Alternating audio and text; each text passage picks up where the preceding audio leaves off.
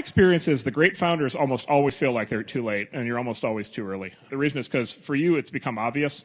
Like, you've got some idea in your head, and like, as far as you're concerned, the world should already work this way, which is why you're pursuing it. And so to you, it's a little bit inexplicable as to why it hasn't happened yet, and there must be 80 other people going after the same idea, and it must be just about to happen, and I must be too late, which is actually how I felt with Netscape. I was like, we're too late.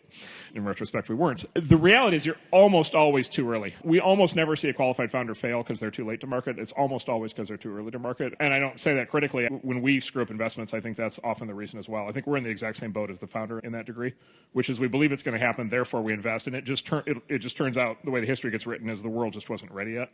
So I always like to point out, like, the iPad is like this breakthrough product in 2009, and they were, Apple, oh my God, they invent all these things. Well, there was this thing called the Newton 20 years earlier in 1989. If you haven't heard of it, look it up on Wikipedia. It was the iPad 20 years earlier, and it was like virtually the same thing. And the world just wasn't ready yet. The technologies weren't in place. You didn't have mobile broadband. You didn't have the high-resolution screens. You didn't have the battery technology. They brought the thing to market, and it crashed and burned, and it convinced people for 20 years that tablet computing would never work. And then they did it again at the iPad, and it worked. I think that's the permanent curse of the entrepreneur. Yeah, I remember you gave a talk at YC one time, and you said one way to figure out if you're not too late is if what you're working on was being hotly covered 3-4 years ago, you're probably right on time, because now the infrastructure and consumer behavior is now caught up to what was exciting in 2012, 2013.